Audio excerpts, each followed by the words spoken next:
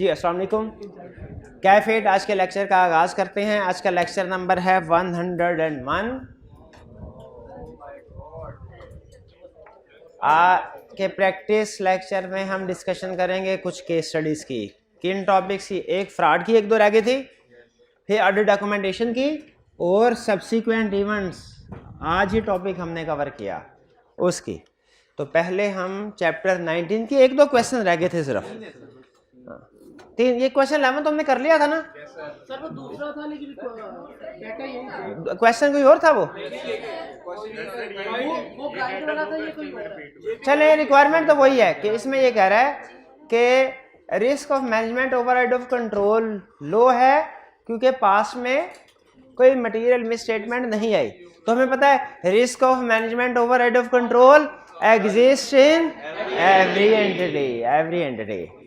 अच्छा, क्वेश्चन में कह रहा है draft an email to be sent to audit senior to guide him with regard to above assessment. हम उसे कहेंगे भाई तेरी असेसमेंट गलत है क्योंकि risk of management override of control तो हर एंटिटी में एग्जिस्ट होता है। इस पास्ट एक्सपीरियंस की बेस पे हम करंट ईयर की रिस्क असेसमेंट नहीं करते। क्वेश्चन में उसने कहा ड्राफ्ट एन ईमेल। क्या ईमेल की शक्ल में ड्राफ्ट करना लाजमी है? क्वेश्चन मेरा यह, क्या ईमेल का फॉर्मेट लिखना जरूरी है? इसका जवाब है नहीं। आप सिंपल रेगुलर फॉर्मेट में भी आंसर को अटेम्प्ट कर सकते हैं, कोई नहीं, इशू नहीं, कोई इशू नहीं। ये BCBS का पेपर नहीं है, जो भी आपका जो कम्युनिकेशन का पेपर होता है वो नहीं, ऑडिट का टेक्निकल पेपर है। टेक्निकल स्टफ के मार्क्स होते हैं, प्रेजेंटेशन के नहीं। Suggest appropriate procedure to address risk of material misstatement due to fraud.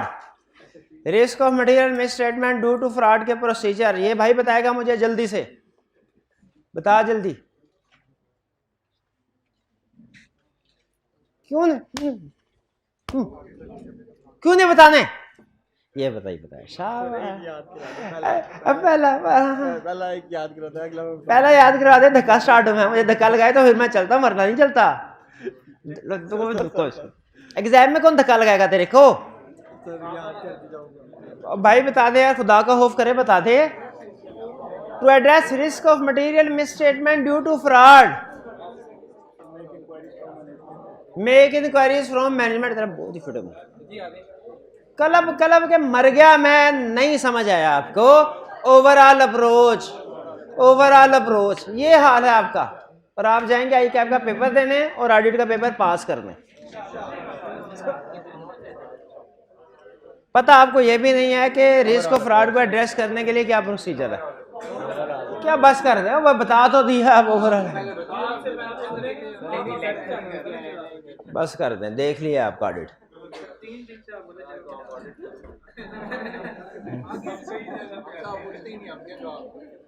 अच्छा आ जाओ फिर। अच्छा किताबें तो बंद कर दे, किताबें पता नहीं क्यों खोल लेते आप भाईजान। वो कैश ले आइएगा, कैश में भूल गए पहले। Because of its ability to exert influence, management is in a position to perpetrate fraud and prepare fraudulent financial statements. क्या मैनेजमेंट इस पोजीशन में होती है कि फ्रॉड कर सके, fraudulent financial statements प्रिपेयर कर सके? Identify 6 different ways in which fraud may be committed by management through override of control. कौन से 6 तरीके हैं जिससे मैनेजमेंट फ्रॉड कर सकती है by override of control? Change in estimate. Change in estimate से लग नहीं रहा कि फ्रॉड किया है। इनएप्रोप्रिएट ये लफ्ज ऐड करेंगे तो पता चलेगा ना।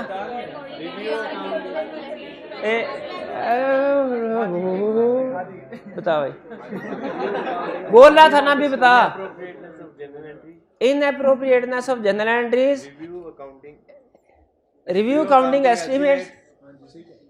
ये सही नहीं कह रहा। वो मैनेजमेंट ओवरराइड ऑफ कंट्रोल को एड्रेस कैसे करना है उसमें है रिव्यू काउंटिंग एस्टिमेट्स। क्वेश्चन की रिक्वायरमेंट को सही नहीं आप हो सके। यहाँ पे पूछा है 6 different ways techniques of fraudulent financial reporting बतानी है। Fictitious entries, recording fictitious general entries specially at year end, और involved in complex transactions, concealing facts। हाँ जी ठीक है, तो ये समझ आ गया क्वेश्चन क्या पूछ रहा है। 13 Management is in a unique position to perpetrate fraud because of its ability to manipulate accounting records and prepare for fraudulent financial statements by overriding controls that otherwise appear to be operating effectively। क्या कह रहा है कि normally controls effectively operate हो भी रहे, फिर भी मैनेजमेंट इस पोजीशन में होती है कि फ्रॉडुलेंट फाइनेंशियल स्टेटमेंट प्रिपेयर करना चाहे कर ले। Required determine audit procedure that may be performed by the auditor to address the risk related to override of control। एक मिनट, जिससे पूछू हुआ बताएगा जी। मेरे भाई बताइए, इसके 3 प्रोसीजर है। शाबाश। सबसे पहले test appropriateness of general entries, review counting estimates for possible bias, evaluate business rationale of transactions outside the normal course of business। ये 3 उसने बताया। काउंटिंग एस्टिमेट्स को कैसे वेरीफाई किया, उसमें क्या चीज चेक करनी है?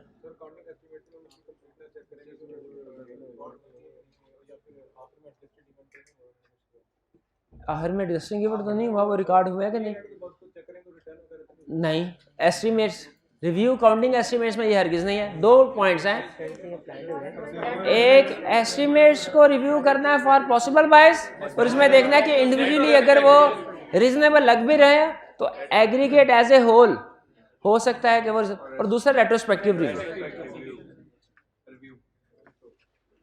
कुछ नहीं है, एक चैप्टर 2 दिन गुजरते हैं, सारा जहन से वॉश हो जाता है।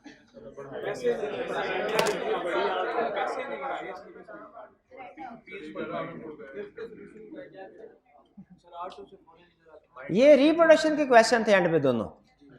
जिसमें टेक्निक पूछी उसने वो भी रिप्रोडक्शन का क्वेश्चन था, जिसमें मैनेजमेंट ओवरराइड ऑफ कंट्रोल को एड्रेस कैसे करना है वो भी रिप्रोडक्शन का क्वेश्चन था।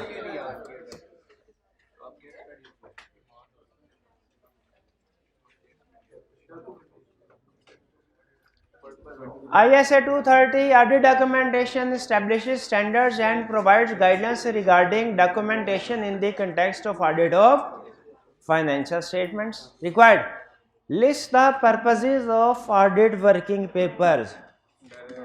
purposes बता दें, ये तो आप बता ही देंगे। audit is planning, assist plan and performance of audit, ये प्राइमरी पर्पस है। असिस्ट प्लानिंग एंड परफॉर्मिंग, ये प्राइमरी पर्पस है।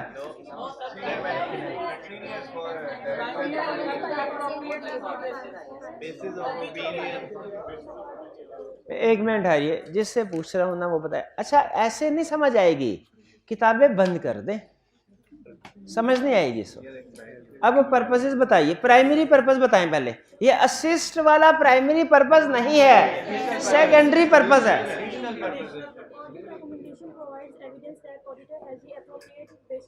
Auditor has appropriate basis for opinion. शाबाश,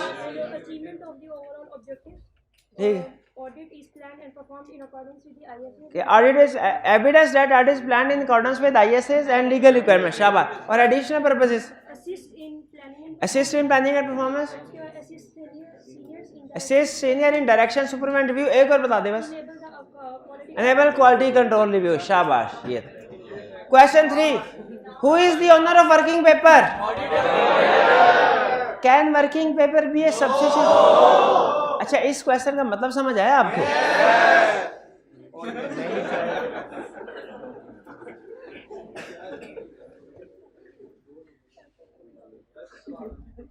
Question 4, you have recently been promoted to audit manager in the audit। List the documentation that should be of assistance to you in familiarizing yourself with specs for you company। एक client का नाम बता के हमें ये कह रहा है कि मुझे बताओ वो कौन सी डॉक्यूमेंट्स हैं जो कि आपको इसको अंडरस्टैंड करने में हेल्पफुल हो। फेमिलियराइजिंग का मतलब उसको अंडरस्टैंड करने में, उसके बिजनेस को, उसके नेचर को अंडरस्टैंड करने में हेल्पफुल होगी।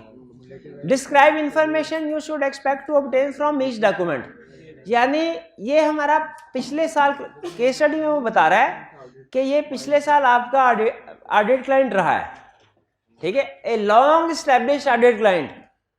इससे पता चला कि पिछले सालों में ये हमारा ऑडिट क्लाइंट रहा है, तो इसका मतलब पिछले सालों के वर्किंग पेपर हमारे पास होंगे। कह रहे पिछले सालों के वर्किंग पेपर्स में बताइए कौन कौन से ऑडिट डॉक्यूमेंट आप इंस्पेक्ट करेंगे, कौन सा डॉक्यूमेंट, और वहां से क्या इंफॉर्मेशन मिलेगी, वहां से क्या इंफॉर्मेशन मिलेगी।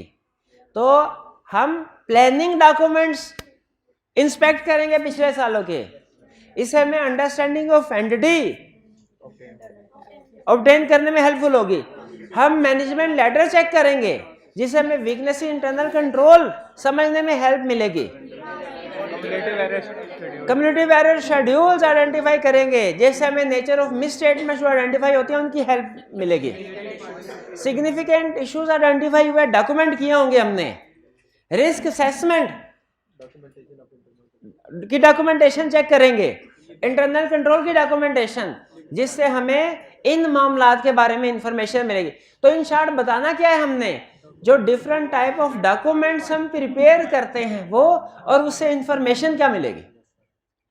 तो ये हमारा एक उसने जनरल क्वेश्चन बनाया है, इसमें आपने खुद से इवैल्यूएट करना है कि डॉक्यूमेंट्स कौन कौन सी अवेलेबल होती है हमारे पास किसी भी ऑडिट क्लाइंट की जो हम मेंटेन कर रहे हैं। जी बिल्कुल, उसमें दो चीजें बतानी है, एक आपने जो डॉक्यूमेंट का नाम बताना है और दूसरा उसे इंफॉर्मेशन क्या निकालना है। तो मेरा हाल अगर 4 डॉक्यूमेंट्स के नाम दे दे और उसके आगे 4 इंफॉर्मेशन या पर्पस, जिस पर्पस के लिए वो डॉक्यूमेंट यूज कर सकते हैं, जिस तरह की इंफॉर्मेशन उस डॉक्यूमेंट से आपको मिल सकती है, वो लिख दे तो सफिशिएंट है। कोई और डॉक्यूमेंट बता सकते हैं आप? क्या कंफर्मेशन लेटर? कंफर्मेशन लेटर से क्या इंफॉर्मेशन मिल सकती है हमें? पिछले साल ये क्लोजिंग बैलेंसेस के nature of deviations, nature of differences जो कंफर्मेशन लेटर में और रिपोर्टेड बैलेंसेस में है। आपको पता है हम इस साल जो नेगेटिव या पॉजिटिव कंफर्मेशन का डिसीजन करते हैं उसमें इस चीज को ध्यान में रखते हैं कि एक्सेप्शन रेट क्या रहेगा। तो तकरीबन हर डॉक्यूमेंट्स में कुछ ना कुछ इंफॉर्मेशन है जिससे हम अंडरस्टैंडिंग ऑब्टेन कर सकते हैं क्लाइंट के बारे में। इसमें खास तौर पे आपने risk assessment, planning, document strategy, audit plan, इनको इंक्लूड करना। 5. Preparation of working paper is an integral part of the auditor's responsibility. Identify the factors that the auditor should consider while determining the form, content, and extent of audit working papers. Risk of material misstatement or audit methodology and tools used. Nature and significance of exception identified. Nature and significance of evidence obtained. Nature and significance of conclusion reached. Clear? ये factors पहुंच गए।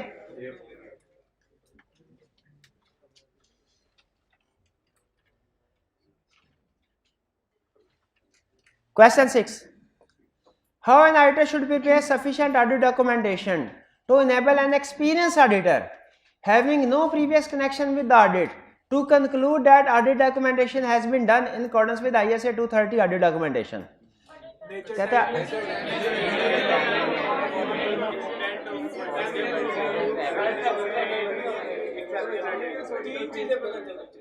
इसमें, हाँ 3 चीजें पता। ये एक minute, मेरा क्वेश्चन सुन लीजिए। क्या ये factors affecting form content and extent for document, ये एक्सपीरियंस राइटर प्रिंसिपल पूछ रहा है? करेक्ट, उसने एक्सपीरियंस राइटर का वर्ड यूज किया। 7. List the information that should be included on every working paper prepared in connection with the audit of financial statements. एक में कोई नहीं बोलेगा। अच्छा, बुक्स को बंद कर ले और शोर नहीं मचाना। जिसने शोर मचाया उससे क्वेश्चन बिल्कुल नहीं पूछा जाएगा। इस क्लास से बाहर निकाल दो इसको। जी,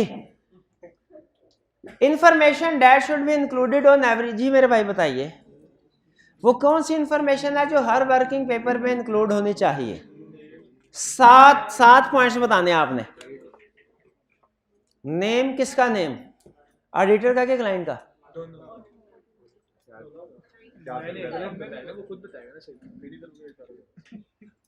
जी क्यों नहीं याद किया? क्यों, काफी रश था? कहाँ? ये तो सिंपल कॉमन सेंस का क्वेश्चन है। ये भी बता देंगे? बताइए, मैं तारीफ कर रहा हूँ। पता है name of audit client, period end audit, page number, who prepared the working paper and when, who reviewed the working paper and when, area and assertion, शाबाश, explanation of audit ticks and symbols use, शाबाश शाबाश। ये हर working paper पे हमने include करना है। अच्छा, next जो क्वेश्चन है ये अहम है, इसको जरा ध्यान से देखिएगा, एग्जाम पॉइंट ऑफ व्यू से इंपॉर्टेंट क्वेश्चन है। नेक्स्ट क्वेश्चन 8, ये अच्छा क्वेश्चन है। उससे पहले तो रिप्रोडक्शन के डॉक्यूमेंटेशन में थे ज्यादातर। रिक्वायर्ड में कह रहा है offer appropriate explanation for each of the above issues, जो ऊपर इश्यूज है उनकी एक्सप्लेनेशन दीजिए। You are the training manager at government company chartered accountants. Some trainees in the firm have requested you to clarify following issues. पहला issue, can the auditor discard any document forming part of his opinion after the issuance of auditor's report? इसमें जो सबसे अहम लफ्ज है ना, initially ये जहन में आता है कि हम ये लिखें कि वो डिस्पोज, जो सुपरसीडेड पेज, डुप्लीकेट पेजेस है उनको डिस्पोज कर सकता है। लेकिन याद रखिए इसमें जो सबसे अहम लफ्ज है forming part of his opinion. ठीक है, तो ये forming part of his opinion, lecture चालू है sir ji.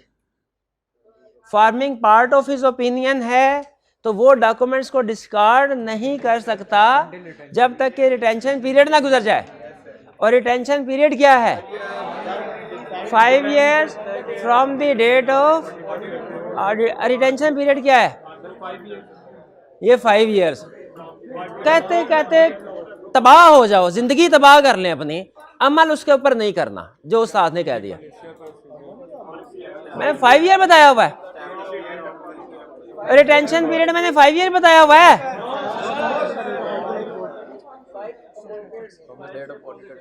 Five years from the date of auditor's report or group auditor's report, whichever is later। तो ये क्वेश्चन। फिर इसके बाद next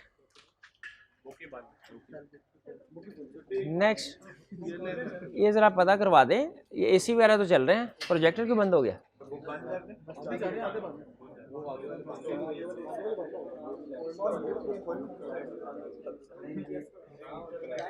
next question, next part, the changes that can be incorporated during the final file assembly period, citing 3 such example। वो कौन सी changes हैं जो file assembly period में हो सकती हैं?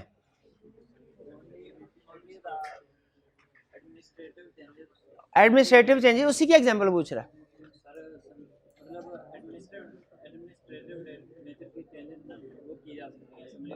वो ठीक है, एडमिनिस्ट्रेटिव नेचर की चेंजेस की जा सकती हैं, स्पेसिफिक एग्जांपल दें भाई। डिलीटिंग और discarding superseded pages, sorting out cross referencing, documenting evidence already obtained, और साइन ऑफ कंप्लीशन चेकलिस्ट। ठीक है, correct. C, circumstances under which it becomes necessary to perform new procedure or add new documentation after the issuance of auditor's report and the matters that should be documented in such a situation। कह रहा है वो कौन सी circumstances है जब new procedure perform करेंगे, new documents add करेंगे, वो circumstances भी बतानी है और उन circumstances में जो मैटर्स डॉक्यूमेंट करते हैं वो भी बताने हैं। जी मेरे भाई सर्कमस्टेंसेस बता दीजिए पहले जी। Subsequent discovery of misstatement और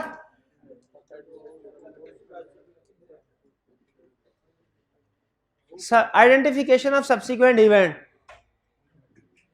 नहीं। अच्छा, और मैटर कौन से डॉक्यूमेंट करते हैं इस सिचुएशन में? Specific reason, procedure perform, new procedure perform, और प्रोसीजर सिर्फ प्रोसीजर परफॉर्म के जो उससे एविडेंस मिला है, जिस कंक्लूजन पे पहुंचे हैं, अगर रिपोर्ट पे कोई चेंज आ रहा है तो वो भी बताना चाहिए, वो लिखे ना। और who made the changes and when, who reviewed the changes and when। वैसे तो फर्क नहीं पड़ता, लेकिन इतनी तो हमें समझ होनी चाहिए कि पहले प्रिपेयर होंगे फिर उसके बाद रिव्यू होगा ना। पहले रिव्यू हु रिव्यूड लिख दे, बाद में हु चेंजेस, ठीक है, गलत नहीं है।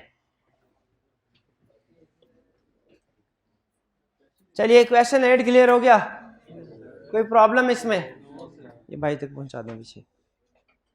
9, explain the requirements of ISA 230 audit documentation relating to assembly of the final audit file after the date of auditor's report in respect of time limit to complete the assembly of final audit file। तीनों question जो जवाब देगा, 1 minute है, 1 minute है जी मेरे भाई। Time limit to complete assembly of final audit file, it depends on policy and procedure of firm। An appropriate time is 60 days from the date of auditor's report। शाबाश। B, nature of procedure allowed during assembly of final audit file। nature of procedure कौन से allowed है? sorting and cross referencing, deleting. भाई मैं फैसला, मैं इधर छंदना बजाने आया, मैं भी यही देखने आया कि सही बता रहा है कि गलत बता रहा है, तो मेरे को तो बता रहा है कि सही है कि गलत है।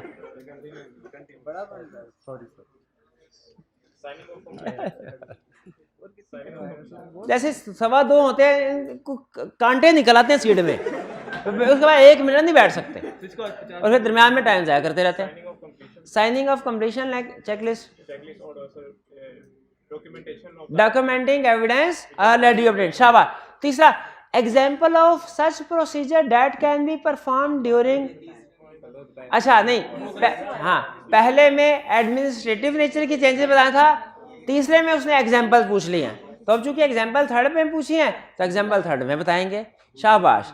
तो ये जो फाइल असेंबली पीरियड में चेंजेस की जाती है, इनकी नेचर क्या है? एक्सेप्शनल ना, एडमिनिस्ट्रेटिव। शाबाश, administrative. 10, in how many days after the date of auditor's report. मेरा सवाल, मेरी मर्जी।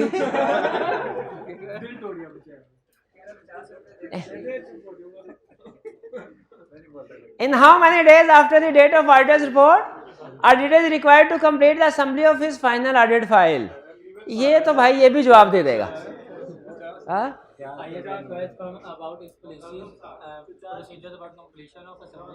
हाँ, नॉर्मली 5 years, 60 days के 5 year, 60 days। अच्छा, आगे। और group auditor's report whichever is later, वो नहीं लिखना, नहीं लिखना, नहीं, ठीक है भाई। ये छोटे सवाल पे नहीं, ये है 2 सवाल 50 वाले, ये हैं 50 वाले सवाल।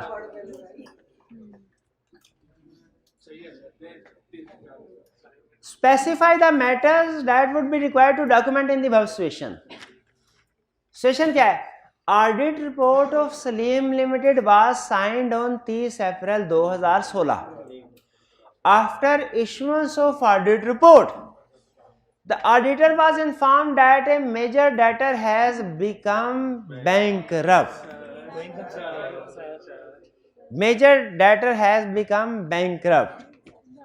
जी भाई, आप बताइए। अच्छा, पहले बताइए ये टॉपिक कौन सा है? सब्सिक्वेंट इवेंट का है कि ऑडिट डॉक्यूमेंटेशन? कैसे पता चला audit documentation?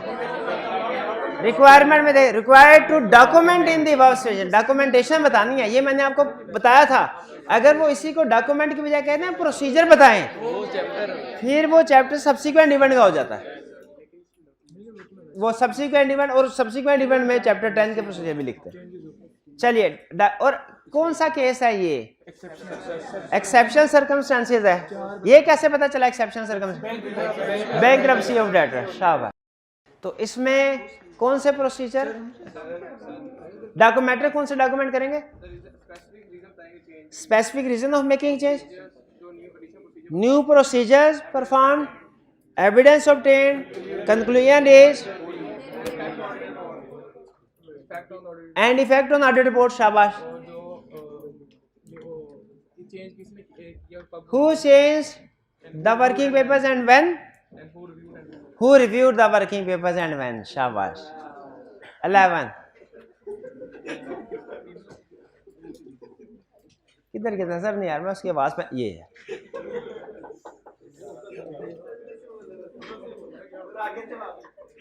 Question 12 while reviewing, अच्छा, required comment on the above situation in the light of ISS। ISS की लाइट में कमेंट कीजिए किसके ऊपर?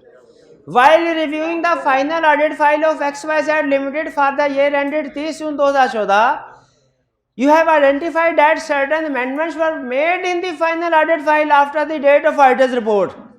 कमेंट कीजिए, certain amendments were made in the question के किस लफ्ज से पता चल रहा डॉक्यूमेंटेशन का क्वेश्चन है?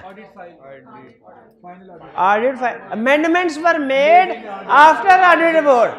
ऑडिट रिपोर्ट के बाद वर्किंग पेपर अमेंडमेंट्स हो, ये कंसेप्ट ही डिस्कस डॉक्यूमेंटेशन वाले चैप्टर में हुआ, उससे पता चला। तो मेरा भाई मुझे बताइए कि इसमें ऑडिट डॉक्यूमेंटेशन के रिपोर्ट के बाद चेंज हुआ है डॉक्यूमेंट्स में, कौन सी वाली सिचुएशन लिखे? एडमिनिस्ट्रेटिव क्या एक्सेप्शनल? दोनों।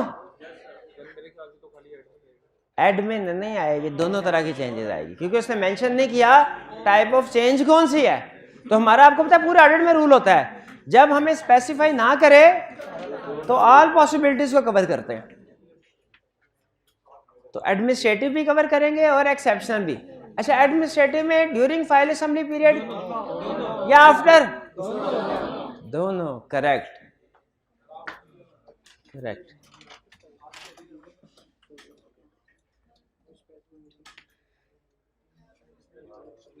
हुई। ये तो वही सवाल है जो आज टॉपिक हमने पढ़ा, हमने। किताबें बंद, किताब खोलेंगे फिर प्राइज नहीं मिलना, बंद किताब पे। 11 पार्ट ए कह रहा है briefly describe the extent of auditor responsibility relating to subsequent events occurring between the date of financial statements and auditor's report। यानी डेट ऑफ फाइनेंशियल स्टेटमेंट्स और ऑडिटर रिपोर्ट के दरमियान में रिस्पॉन्सिबिलिटी क्या है बताइए। Active review. एक्टिव रिव्यू का मतलब क्या होता है?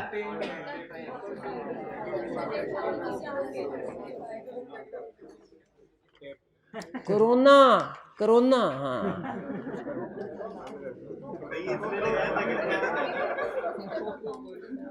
ऑडिटर एक्टिवली प्रोसीजर परफॉर्म करेगा टू आइडेंटिफाई सब्सिक्वेंट इवेंट। ठीक है, ये रिस्पॉन्सिबिलिटी है एक्टिव रिव्यू की। पार्ट बी में कह रहा है identify any 5 procedure that auditor may undertake to fulfil responsibility as discussed in above. तो बताइए एक्टिव रिव्यू में क्या प्रोसीजर क्या होते हैं? ऑब्टेन करेगा अंडरस्टैंडिंग, इंक्वायर करेगा मैनेजमेंट से कि कोई सब्सिक्वेंट इवेंट्स आपने। अच्छा, ये इंक्वायरी एक एक करके पूछ सकता है वो, कि इंक्वायर करेगा कोई डेटर बैंकरप्ट तो नहीं हुए, इंक्वायर करेगा किसी लीगल केस का डिसीजन तो नहीं हुआ, इंक्वायर करेगा कि कोई जलजला तूफान तो नहीं आया जिसने बिजनेस को अफेक्ट किया। शाबाश। और रीड मिनट्स ऑफ मीटिंग। कौन सी मीटिंग है? Board meeting after date of क्या? Before day. अगला पॉइंट बता दे, चले अगला point. Read interim financial statement. कौन से? जो ड्यूरिंग द पीरियड जिसको ऑडिट कर रहे हैं उसकी या बाद वाले? बाद वाली सब्सिक्वेंट इवेंट, शाबाश, बाद वाली रिपोर्ट में आएंगे, बाद वाले पीरियड की देखेंगे ना, वो बाद वाली फाइनेंशियल स्टेटमेंट्स में आएंगे। चले ये 11 हो गया। 12 auditor should actively look for subsequent, active का वर्ड देगा क्यों यूज किया, auditor should actively look for subsequent event up to the date of auditor's report, state the procedure which an auditor should perform specifically for identification of subsequent event। ये to identify वाले procedure है कि on to identify वाले, तो ये तो वही हो गए जो अभी बताए हैं इन्होंने, है ना। क्या प्रोसीजर है बताएं, सब्सिक्वेंट इवेंट्स को आइडेंटिफाई करने के लिए टू आइडेंटिफाई क्या प्रोसीजर, एक तो मिनट्स ऑफ मीटिंग, कौन सी मीटिंग के मिनट्स, बोर्ड जो कब हुई है, पूरा प्रोसीजर पता नहीं क्या होता है, प्रोसीजर पूरा नहीं बता पाते आप, आफ्टर बैलेंस शीट डेट और अंडरस्टैंडिंग किसकी, अच्छा आगे management process to identify subsequent event, इसकी अगर रिलेटेड पार्टी में होगा तो लिखेंगे obtain understanding of management process to identify related parties. Inquire करेंगे मैनेजमेंट से, इंक्वायर करेंगे, मैं क्या इंक्वायर करेंगे ये भी बोल दिया करो भाई, क्या क्या है, क्या हाल चाल है आपका, ठीक है, ये इंक्वायर करेंगे। अच्छा मुझे बता रहा, कह रहा अल्लाह का शुक्र है, ठीक है मुतमिन, वैसे टेंशन कोई नहीं है इसको। अब ये बताया सुना ध्यान से, दूसरों के सवाल भी अगर आप देख रहे तो आपको याद हो जाए। नहीं भाई 13 कौन था मैं वाला, अच्छा, state the auditor responsibility with respect to events between the end of reporting period and the date of auditor's report. ये भाई जो कह रहे थे मैं बताता हूं, बताएं भाई, ये एक्टिव रिव्यू की रिस्पॉन्स, अच्छा उसने रिस्पॉन्सिबिलिटी पूछी है और मार्क्स भी 2 हैं, तो सिर्फ रिस्पॉन्सिबिलिटी एक्टिव रिव्यू ये बता देंगे कि वो प्रोसीजर 1 2 3, वो जरूरी नहीं है। हाँ मेरा भी है, एक दो प्रोसीजर बता दें, लेकिन एक्टिव रिव्यू जब लिखेंगे ना तो एक्टिव रिव्यू को एक्सप्लेन करना है कि auditor specifically performs procedures to identify subsequent event, कौन से प्रोसीजर परफॉर्म करने हैं, अगर मार्क्स ज्यादा हो तो हम लिखेंगे वरना नहीं लिखेंगे। 14 ISA 560 हमारी बिला से क्या नंबर है, हमने तो क्वेश्चन की रिक्वायरमेंट के ऊपर फोकस करना है। Subsequent events explains the audit work required in connection with subsequent events, हाँ बिल्कुल, जैसे अकाउंटिंग का है IAS 10, वो अकाउंटिंग ऑफ सब्सिक्वेंट इवेंट बताता है, हमारा ऑडिट का ISA 560 ये ऑडिट सब्सिक्वेंट इवेंट पे ऑडिट प्रोसीजर बताता है। कह रहे required list the audit procedure that can be used prior to the auditor's report being signed to identify events that may require adjustment और डिस्क्लोजर इन फाइनेंशियल स्टेटमेंट्स। ये तो वही ना, वही same. 15 describe the auditor's responsibility for subsequent events occurring between year end date and the date of audit report is signed. Active. Or the date on auditor's report is signed and the date the financial statements are issued. और passive को explain भी करें, passive responsibility को explain करें। Auditor does not actively look search for subsequent events, however if any subsequent event is become known to him,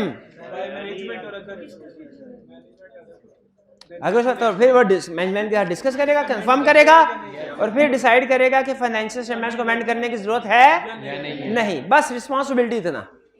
अगर आगे procedure भी पूछता तो फिर हम क्वेश्चन को 2 हिस्सों में लेके जाते हैं। किन 2 हिस्सों में? If management amends, if management does not amend. 15 में कोई प्रॉब्लम? 16 कोई काम की केस स्टडी लग रही है।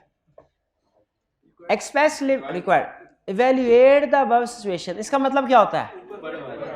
ऊपर वाली जो इसको पढ़ के अंदाजा लगाओ किस चैप्टर का कौन सा कंसेप्ट है। ये क्वेश्चन किस चैप्टर और किस कंसेप्ट पे बेस कर रहा है, ये बताओ। वैल्यूएट द अबव स्टेटमेंट का मतलब क्या है? नॉर्मली आपको क्वेश्चन की रिक्वायरमेंट पढ़ के अंदाजा हो जाता है किस चैप्टर का क्वेश्चन है, लेकिन जब वैल्यूएट द अबव सिचुएशन लिखता है ना, इसका मतलब है वो अब आपको खुद पढ़ के अंदाजा लगाना है किस चैप्टर का है। अब आपको रिक्वायरमेंट से नहीं, ऊपर दी गई इंफॉर्मेशन से पता चलेगा। कह रहा है express limited is a medium sized entity engaged in trading of electronic appliances after the issue of audit report for the year ended 30 June 2016।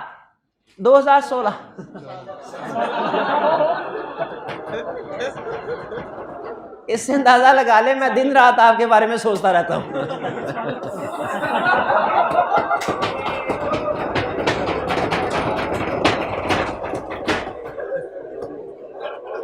A major debtor was declared bankrupt। नहीं, मेरे साथ ऐसे करेंगे आप तो मैं भी ऐसे ही करूंगा, कोई नहीं याद करके आते।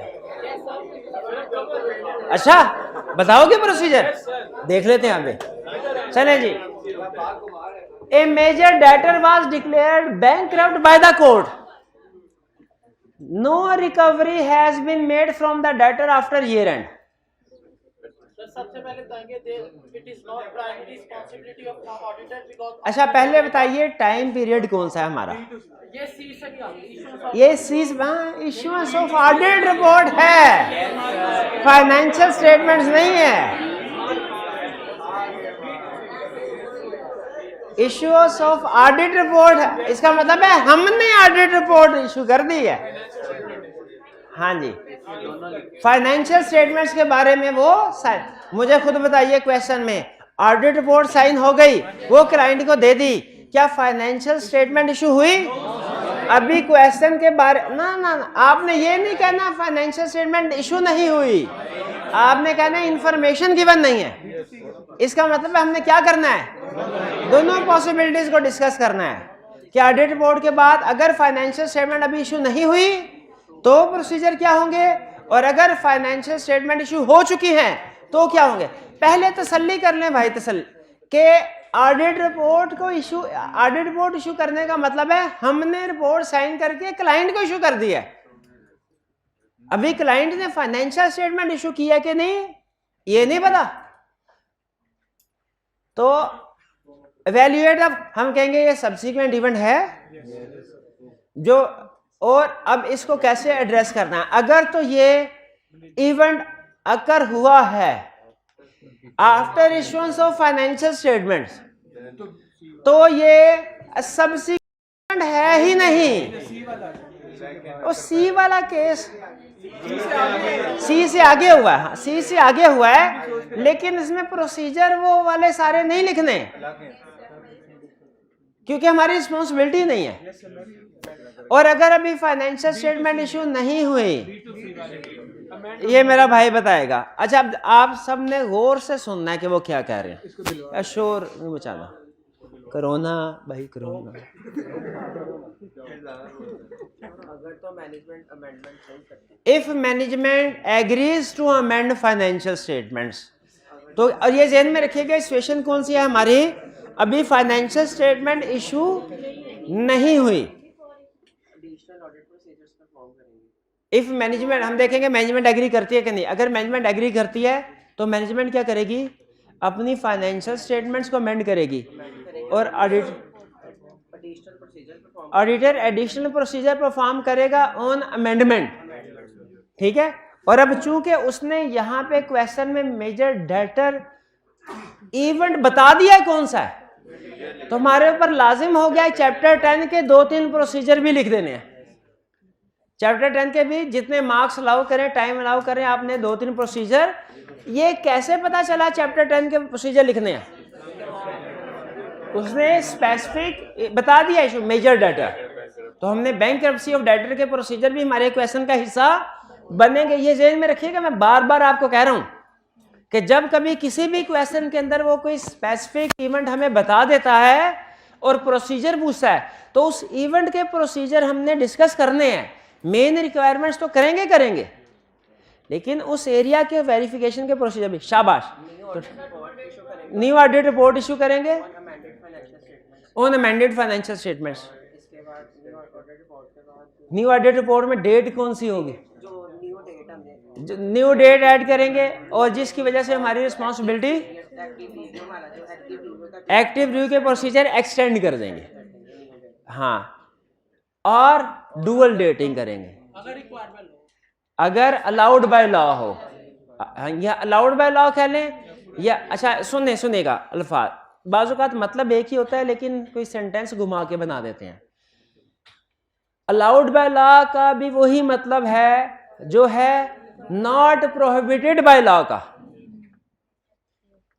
अलाउड बाय लॉ का भी वही मतलब है जो नॉट प्रोहिबिटेड बाय लॉ। तो किताब में जो अल्फाज लिखे हुए ना कुछ शायद इस तरह के लिखे हुए हैं घुमा के कि नॉट प्रोहिबिटेड बाय लॉ, तो इसका मतलब क्या बनता है? नॉट प्रोहिबिटेड का मतलब क्या बनता है? अलाउड। तो अगर लॉ अलाउ करे या if law does not prohibit तो हम डुअल डेटिंग को यूज कर सकते हैं। और अगर मैनेजमेंट एग्री नहीं करती हम वो दो स्टार्टेड गवर्नेंस और सीनियर मैनेजमेंट को बताएंगे। नहीं, पहले हम मैनेजमेंट को कहेंगे कि हमारी ऑडिट रिपोर्ट अपनी फाइनेंशियल से ठीक है, इशू नहीं ठीक है, और अगर वो उसके वायलेशन करके इशू कर देते हैं तो हम जो उसके खिलाफ लीगल एक्शन लेंगे। तो हम लॉयर से एडवाइस लेंगे और लीगल एक्शन। शाबाश। एजीएम में वो सी वाले पॉइंट में कहता था, ये बी वाला पॉइंट है, बी और सी के दरमियान में उसमें वो सी चले ठीक है, ठीक। क्वेश्चन क्लियर हो गया? इसमें कोई प्रॉब्लम तो नहीं? जी मेरे भाई।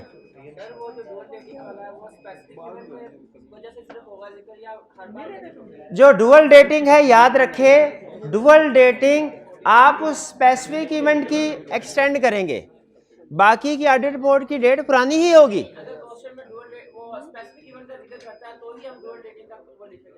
नहीं, क्वेश्चन में डुअल डेटिंग का ताल्लुक इस चीज से नहीं है कि इवेंट स्पेसिफाई किया कि नहीं किया, ठीक है। वो सिंपल आप उसको प्रोसीजर में आपने उसे डुअल डेटिंग का हिस्सा, प्रोसीजर का हिस्सा लाजमी बनाएंगे, ठीक हो गया। तो ये हमारा क्वेश्चन, इसमें कोई प्रॉब्लम तो नहीं? क्वेश्चन समझ आ गया आपको? चलिए नेक्स्ट क्वेश्चन।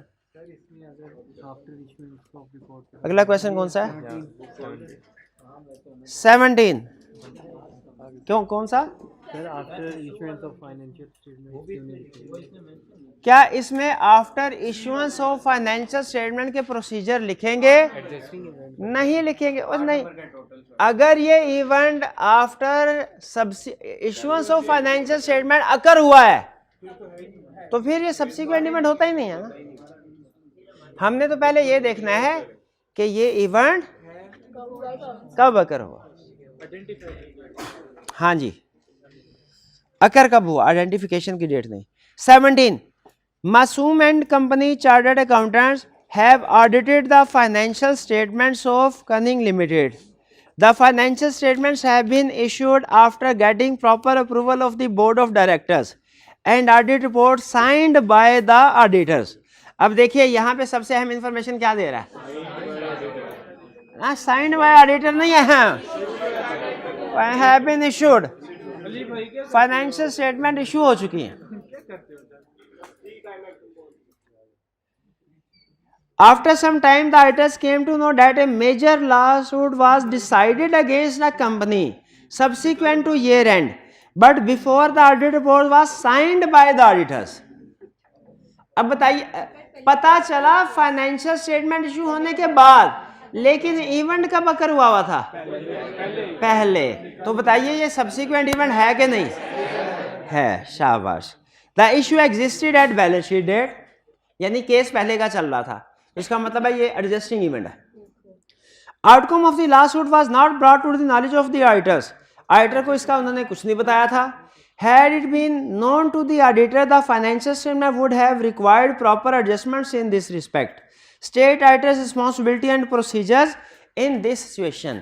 इस सिचुएशन में ऑडिटर की रिस्पॉन्सिबिलिटी क्या है और प्रोसीजर क्या है, आप बताइए। ऑडिटर की रिस्पॉन्सिबिलिटी इस केस में क्या है? मेरा ख्याल ये है ऑडिटर की कोई रिस्पॉन्सिबिलिटी नहीं है, वो इग्नोर कर दे, क्योंकि ये इवेंट ऑडिटर को फाइनेंशियल स्टेटमेंट इशू होने के बाद पता चला है। क्या मेरी अंडरस्टैंडिंग ठीक है, गलत है? सही बताइए क्या है? क्योंकि इवेंट अकर पहले हो चुका था, आइडेंटिफाई बाद में हुआ है। तो इसलिए ये सब्सिक्वेंट इवेंट है। अब इसमें क्या ऑडिटर की रिस्पॉन्सिबिलिटी है? वो ऑडिटर मैनेजमेंट से कॉन्टैक्ट करेगा, यकीन कीजिए कॉन्टैक्ट करेगा। इफ मैनेजमेंट एग्रीज तो क्या प्रोसीजर परफॉर्म करने हैं? सबसे पहले ऑडिटर, क्योंकि अब फाइनेंशियल स्टेटमेंट इशू हो चुकी है, तो ऑडिटर रिव्यू करेगा steps taken by management to inform users. ये बात ध्यान में है ना आपके? अच्छा, और इसके बाद management will amend financial statements, auditor shall perform procedure to verify amendments. Auditor new audit report देगा, लेकिन ये ऑडिट रिपोर्ट किसके बाद होगी? After approval of financial statements. और इसमें डेट क्या होगी? न्यू डेट होगी या डुअल डेट होगी? ठीक है, न्यू डेट होगी, ठीक है, यहाँ अगर न्यू डेट है तो हमारे प्रोसीजर एक्सटेंड हो जाएंगे, इस न्यू डेट तक रिस्पॉन्सिबिलिटी एक्सटेंड हो जाएगी। अगर डुअल डेट करते हैं तो फिर वो सिर्फ उस प्रोसीजर की हद तक रिस्पॉन्सिबिलिटी हमारी बढ़ी, उस इवेंट की हद तक जिसकी वजह से चेंज हुआ है, बाकी रिपोर्ट की डेट पुरानी ही रही। डुअल डेटिंग के केस में हमने मजीद रिस्पॉन्सिबिलिटी हमारी नहीं बढ़ती। और एमसीएस मैटर पैराग्राफ इंक्लूड करेंगे जो कि क्या बता रहा होगा कि हमने फाइनेंशियल स्टेटमेंट री इशू क्यों किया। अच्छा, ये ध्यान में रखिएगा, MCS matter paragraph subsequent event की हर सिचुएशन में आता है, क्योंकि हमने स्टडी किया हुआ है। हाँ बिल्कुल, हर, लेकिन उसमें इंफॉर्मेशन क्या होगी ये डिपेंड करता है, ये डिपेंड करता है। यहाँ पे जो कि फाइनेंशियल स्टेटमेंट री इशू की जा रही है, तो इसीलिए हम उसको बता रहे हैं। नहीं, सिर्फ एक ही बता दें, एमसीएस मैटर पैराग्राफ इंक्लूड करेंगे जिसमें वो बड़ी वाली रीजन बता दें कि फाइनेंशियल स्टेटमेंट को रिवाइज क्यों किया गया है, ये एक्सप्लेन करेगा। और अगर मैनेजमेंट एग्री नहीं करती फाइनेंशियल स्टेटमेंट्स को अमेंड करने में, क्योंकि क्वेश्चन में नोट कीजिए आप, क्वेश्चन में उसने ये तो बताया फाइनेंशियल स्टेटमेंट इशू हो गई है, ये नहीं बताया मैनेजमेंट अमेंडमेंट को एग्री करती है कि नहीं करती, दोनों बताएंगे। तो अगर मैनेजमेंट अमेंडमेंट को एग्री नहीं करती तो ऑडिटर मैनेजमेंट को वार्न करेगा कि हम नेसेसरी लीगल एक्शन लेंगे। अगर स्टिल मैनेजमेंट कोई भी एक्शन नहीं लेती तो ऑडिटर लॉयर से एडवाइस लेके अप्रोप्रिएट लीगल एक्शन लेगा, जो क्या हो सकता है, फशाबाश एजीएम में ऑडिटर यूजर को कम्युनिकेट कर देगा। यहाँ पे एमसीएस मैटर और अदर मैटर में से कोई भी पैरा दे सकता है, बस इतना ज़हन में रखें, आगे कुछ नहीं। अदर मैटर एक खास केस की वजह से कह रहा है जो कैफ लेवल पे सिचुएशन नहीं है, मैं उस तरफ नहीं लेके जाना चाह रहा। आपका क्वेश्चन?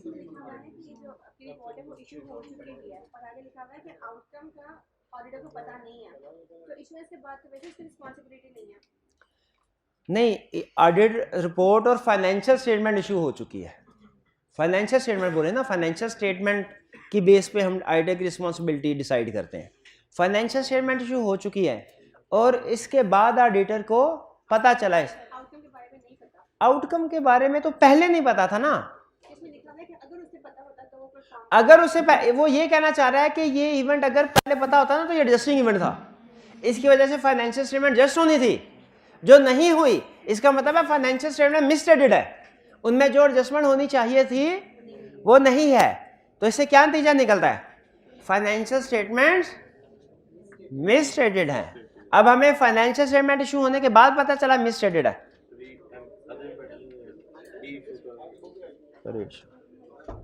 भाई कुछ समझ आया आपको? थोड़ा, चले कोई बात नहीं, थोड़ा बहुत भी बहुत है। You are finalising the audit of Galaxy limited, ये पास पेपर का क्वेश्चन नहीं है, यूं ही आपकी प्रैक्टिस के लिए।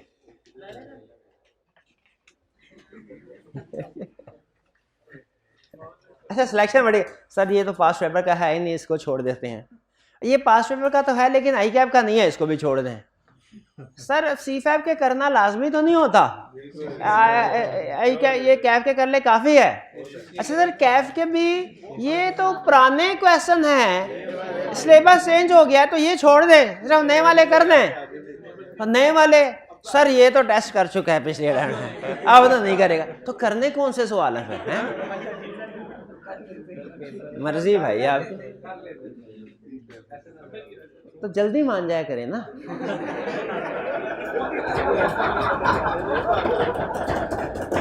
यार बातों को घुमाते बहुत हैं आप। सीधा सीधा कंसेप्ट कलब कलब के वो समझ नहीं आता है, और वो मतलब जिसको के ज़हन में घुमा भी ना हो वो समझ लेते हैं। मुझे कैसे पता चला? क्योंकि सास भी कभी बहू थी।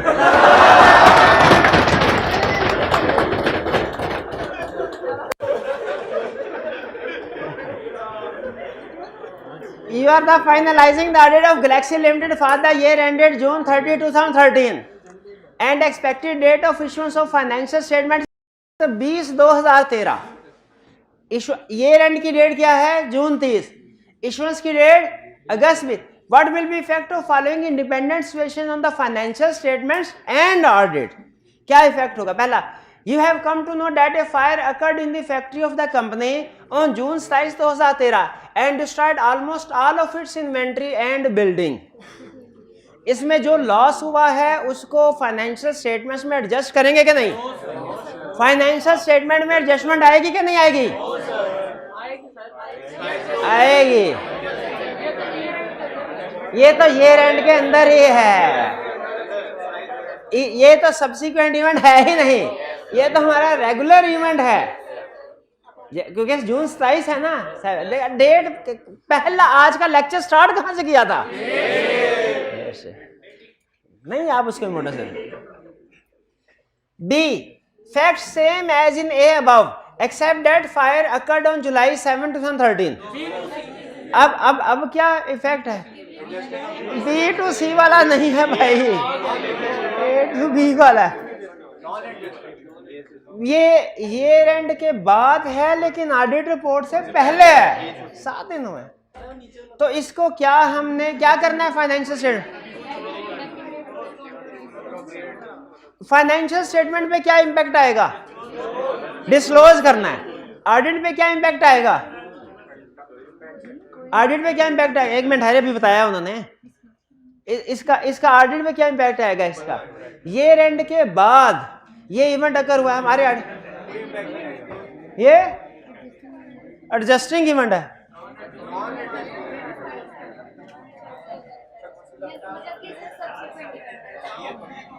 अच्छा नहीं, वैसे ऐसे चैप्टर 4 से बताते हैं हम कि कौन कौन से इवेंट एडजस्टिंग है, कौन से ना। अल्लाह जानता है, हमेशा फायर जो है ना आग लगी है। एंड पे आके आप मेरे से ये कहीं एडजस्टिंग इवेंट जाती है ना मेरे से। पैसे भी नहीं मिले, आइंदा पैसे एडवांस ले लिया करना। सी, फैक्ट सेम, ये नॉन एडजस्टिंग इवेंट सब सीखे। शाबाश। Fact same as in A above except that fire occurred on August 27, 2013। कुछ भी नहीं कर। शाबाश। क्यों? फाइनेंस ये इवेंट अकर ही इशू होने के बाद हुआ है। चले शुरू, कुछ तो याद है आपको?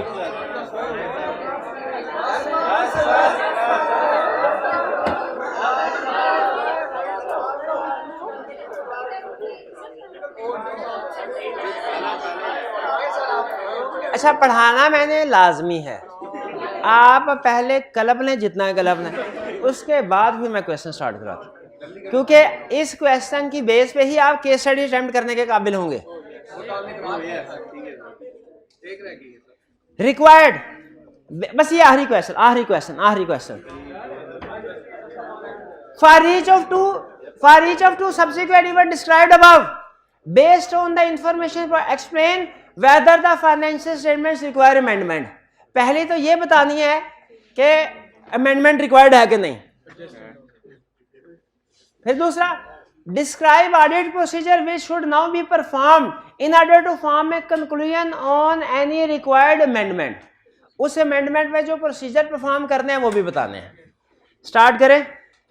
चलिए, पहला क्वेश्चन, ये पहला case. Grains for your company manufacture breakfast cereals and has 3 factories, 4 warehouse and 3 distribution depots spread across North America. The audit for the year ended 31 December 2015 is almost complete and the financial statement and audit report are due to be signed shortly. अभी नहीं। Profit before tax is 7.9 million. The शाबाश. The following events occurred subsequent to the year end and no amendment or disclosure have been made in the financial statement. यानी हमने requirement को समझ में दो चीजें बतानी है, एक कोई अमेंडमेंट फाइनेंशियल स्टेटमेंट में रिक्वायर्ड है कि नहीं, और दूसरा प्रोसीजर उसको वेरीफाई करने के लिए. अब इवेंट 1 फायर. अब इसका मतलब ये हुआ, हमने चूंकि स्पेसिफिक इवेंट बता रहा है तो हमने प्रोसीजर में अलग अलग बताया. Fire. On 15 February 2016 a fire occurred at the largest of the distribution depot. The fire resulted in extensive damage to 40% of the company's vehicles used for dispatching goods to customer. इसका मतलब है आग जो procedure हमने लिखने हैं वो इसमें कौन से प्रोसीजर आएंगे? फायर वाले. इसमें इम्पेयरमेंट ऑफ व्हीकल्स के तो आगे व्हीकल्स के, फिर आगे the company estimates to customer. However there have been no significant delays to customer delivery. कह रहा है कस्टमर की डिलीवरी को डिले नहीं किया, यानी आपको ये कह रहा है गोइंग कंसर्न की तरफ ना चले जाना. The company estimates the level of damage to the vehicles to be in excess of 650,000. कह रहा है डैमेज 650,000 से ज्यादा ही होगा. ये उसने मटीरियलिटी कैलकुलेट करने, जरा देखिए मटीरियल है कि नहीं, फटाफट कैलकुलेशन करें. मटीरियल है, आगे चलते हैं. Only A minimum level of inventory approximately 25,000 was damage. ठीक है, हाँ, ये मटेरियल है. ग्रेन्स इंश्योरेंस, लेकिन हम दोनों को ऐड करके क्यूमुलेटिव को कंपेयर करेंगे. वैसे वो मेरा ख्याल है ऐसे 650 भी कर ले तो मटेरियल ही होता है, लेकिन असूली तौर पे चूंकि एक ही केस स्टडी के अंदर, एक ही पार्ट के अंदर दो इशू, तो उनको इकट्ठा कर लेंगे, दो मिस स्टेटमेंट से इकट्ठा कर लेंगे. Grains insurance company has started to investigate the fire to assess the likelihood and level of payment. However, there are concerns that fire was started deliberately, and if true, would invalidate any insurance cover. अब बताइए, इसमें पहली चीज तो ये procedure किस किस area के आएंगे? एक एसेट्स डिस्ट्रॉयड बाय फायर के प्रोसीजर आएंगे, और दूसरा इंश्योरेंस रिकवरी के प्रोसीजर आएंगे. और चूंकि उसने इंफॉर्मेशन दिया कि कंसर्न है तो हम इसकी प्रोविजनिंग नहीं करेंगे, लेकिन बहरहाल फाइनल कंक्लूजन हमारा प्रोसीजर्स पे डिपेंड करेगा. इम्पेयरमेंट के आएंगे, मैंने बताया कि इस केस में, फायर के केस में दो एरियाज के प्रोसीजर आएंगे, एक जो लॉस हुआ एसेट्स का, व्हीकल्स का, और दूसरा इंश्योरेंस रिसीवेबल का.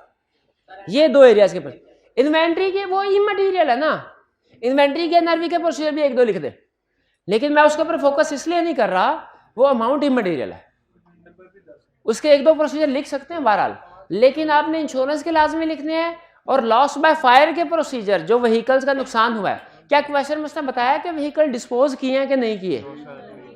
नहीं बताया, तो आप डिस्पोजल के पॉइंट ऑफ व्यू से लिख ले या इम्पेयरमेंट के लिख ले. अगर तो असल में एसेट अगर डिस्पोज कर दिया गया होना तो हम फिर डिस्पोजल के बारे में लिखते हैं कि उसका गेन लॉस सही रिकॉर्ड कर दिया. अगर एसेट जो जला वो डिस्पोज नहीं किया गया, फिर हम इम्पेयरमेंट लॉस की बात करते हैं कि उसकी कैलकुलेशन करके सही रिकॉर्डिंग की हो. अगर डिस्पोज किया तो गेन और लॉस ऑन डिस्पोजल की तरफ बात को लेके जाएंगे. अगर एसेट को डिस्पोज नहीं किया, अभी अपने पास ही है, इम्पेयरमेंट की. तो दो इश्यूज क्लियर. अच्छा, फिर इसके बाद अगर जो एडजस्टमेंट या ये एडजस्टिंग है कि नॉन एडजस्टिंग? नॉन एडजस्टिंग है, नॉन एडजस्टिंग. डिस्क्लोज होना चाहिए, लिखें. अगर मैनेजमेंट एग्री नहीं करती डिस्क्लोज करने को, मिस स्टेटमेंट है, क्या होगा? Fact material. और अगर मैनेजमेंट एग्री कर जाए तो फिर डिस्क्लोजर देंगे और एमसीक्यू मैटर पैराग्राफ इंक्लूड किया जाएगा. क्लियर जी? इसमें उसने इंपैक्ट ऑन रिपोर्ट नहीं पूछा गया. 10 मिनट 5 मिनट और भाई, क्लियर हुई है बात? आगे चलते हैं. नहीं, क्वेश्चन इंपैक्ट ऑन रिपोर्ट पूछा कि उसने नहीं पूछा? ठीक है, नहीं पूछा. मैंने पूछ लिया अपनी तरफ से. On 18 February 2016 it was discovered that a large batch of grains news brand जो भी है held in inventory at the year end was defective. as the material contain too much green food coloring. To date, no sale of this new cereal have been made. The cost of defective batch of inventory is 15,000 and the defects cannot be corrected. How the scrap cereal can be utilized as a raw material for an alternate cereal brand at an value of 50,000. अब ये बताइए adjusting event के non adjusting, adjusting event के ना, कोई नहीं बोलेगा adjusting event के नॉन एडजस्ट, शाबाश एडजस्टिंग, शाबाश, नहीं पिछले पाप का प्रायश्चित कर दिया आपने, ठीक है, ये एडजस्टिंग इवेंट है, एडजस्टिंग इवेंट है। अब इसमें हमने प्रोसीजर क्या परफॉर्म करा, वैल्यूएशन ऑफ एनआरवी के प्रोसीजर। अच्छा, अब इसके बाद एनआरवी जब कंफर्म हो गई 50,000, तो इसमें राइट डाउन कितना आना चाहिए, अब 915 माइनस 50, क्या मटेरियल है? इसमें जो प्रोसीजर हमने लिखना है वो सिर्फ एक चीज के लिखना है, किसके, वैल्यूएशन ऑफ इन्वेंटरी के। वे क्लियर? इंपैक्ट ऑन रिपोर्ट नहीं पूछ रहा, वरना आपको पता है कि मिस स्टेटमेंट या स्कोप मिस स्टेटमेंट है, मटेरियल यहाँ पर बेसिक। चलिए, नहीं बस मैं इसे चेक कर रहा था, और कोई क्वेश्चन है? और कोई क्वेश्चन? जो डिस्कस कर दिए मैंने वो क्वेश्चन नहीं लिखने। हाँ जी जी बिल्कुल, जो क्वेश्चन डिस्कस कर दिए है ना वो नहीं लिखने, वो आपकी होम असाइनमेंट में शामिल नहीं है, ठीक है, घर जाके देखिएगा, ठीक है। हाँ जी, आज का लेक्चर यहाँ पे खत्म करते हैं हम। अल्लाह हाफिज।